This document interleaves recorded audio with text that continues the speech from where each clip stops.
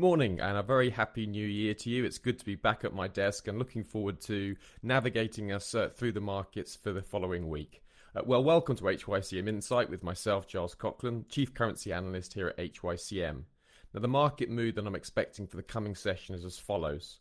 The market is currently in a firm risk-off mood on ongoing tensions between Iran and the US following the killing of a top Iranian general by a US drone attack last week. With a very light data calendar ahead for today, the market's focus will remain firmly on risk sentiment.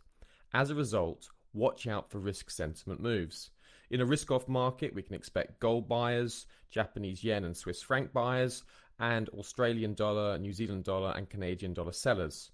In a risk-on market, we would expect Japanese yen and Swiss franc sellers and Australian dollar, New Zealand dollar and Canadian dollar buyers. At the time of writing, the risk sentiment is firmly off, so I'm expecting gold buyers on retracements at the following technical levels marked on the chart below.